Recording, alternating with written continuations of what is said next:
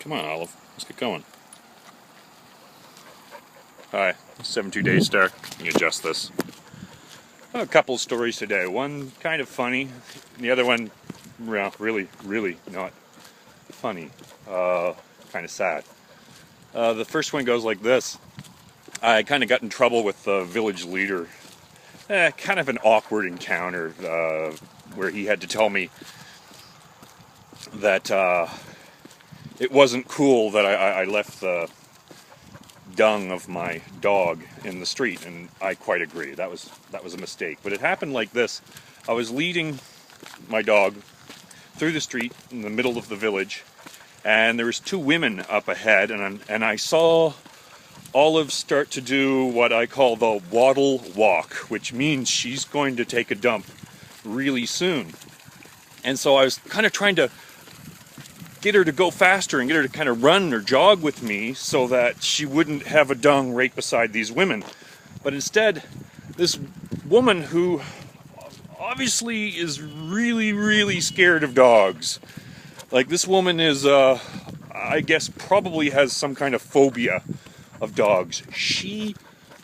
Middle-aged woman, but she completely looked like she was some little girl who was just terrified for her life. Almost crawled up the wall behind her, trying to find some futile attempt to find a means of escape from my dog. Yeah, my dog. My dog is one of the most gentle creatures you could ever meet. I've never seen her. I don't think the last time, well, she used to growl and fight, of course, but that was between dogs. Anyways, not only did she terrify this woman, moments later, the inevitable happened, and then she had a big, wet dump within maybe 20 feet of them. And I was so embarrassed, I just said, let's just motor on. And motor on we did, but I guess that's where the complaint originated that got back to a village leader, and then he had to explain to me. He explained to me that it wasn't cool letting the dog dump in the middle of the street, in the middle of the village, and I quite agree. But I tried to lighten things up, and I joked with him that I understood, but he would have to explain that to Olive. And at that point, his face lost composure, and he was, I think he misunderstood. He thought I didn't understand it, so he explained it again, with pantomime, that it wasn't cool to take a dump in the street. And I was embarrassed for him and embarrassed for myself. And anyways, that's story one. And so got the pooper scooper with me in case Olive has to have a dump. The other story, I was waking up this morning, and I heard the sound of a dog in pain, and I heard the thump of something striking it, and quite powerful blows. And that, once the sound of the dog suffering stopped, that was followed up by the sound of a torch, probably a butane torch. I'm familiar with the sound that the manifold makes for those torches. I have one myself. And then the smell of hair came into my rooms. They're so hot this time of year, of course, all the windows are open.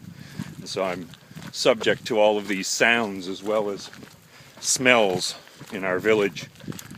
And what was happening was one of my neighbors was preparing a dog for being butchered. And the belief persists here, at least among middle-aged Korean men, that in order to prepare it correctly, the dog has to die in pain. It has to be suffering.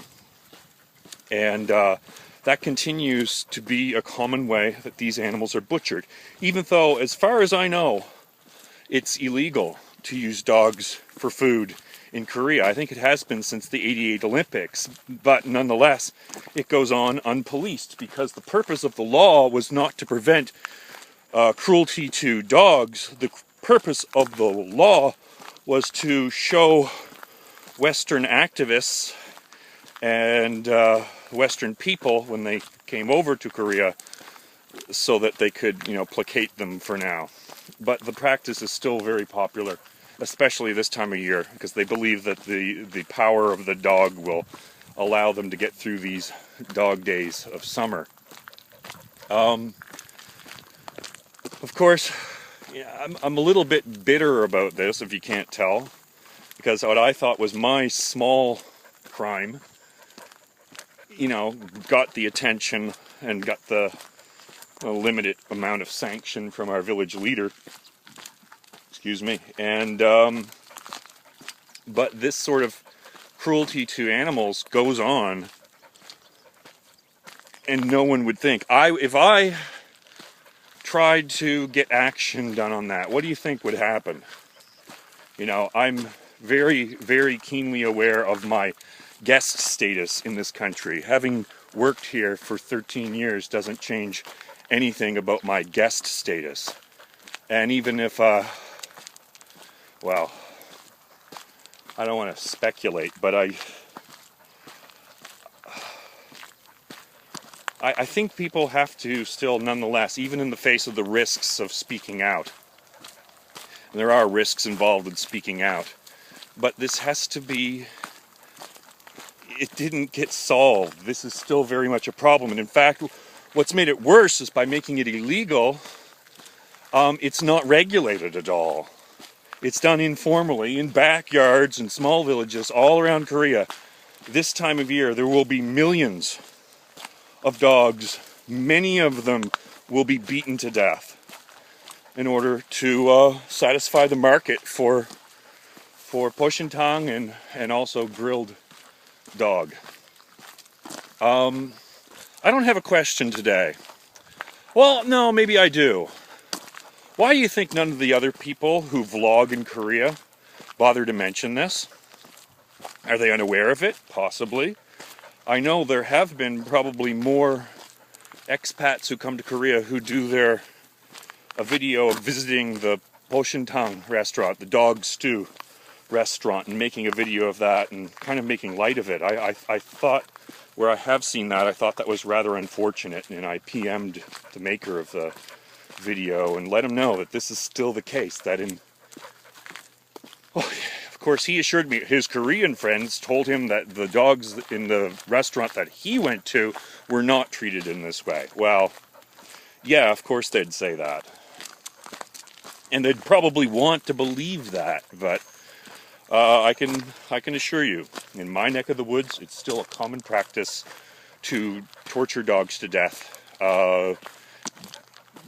in the course of preparing them to make stew. And how's that ever going to change? Well, Koreans are fairly keenly aware and do care about what other nations think about them. And that's probably why they enacted the law, but just they never had the will to enforce it. Probably as the generation that still thinks that makes sense dies out, we will see an end to that practice, but it can't come fast enough for me. Anyways, that was just sort of my story for today. A little Koreana, as I've been making a lot of videos on other topics. I haven't gotten back to Koreana in a while. Anyways, 72 Day Star out.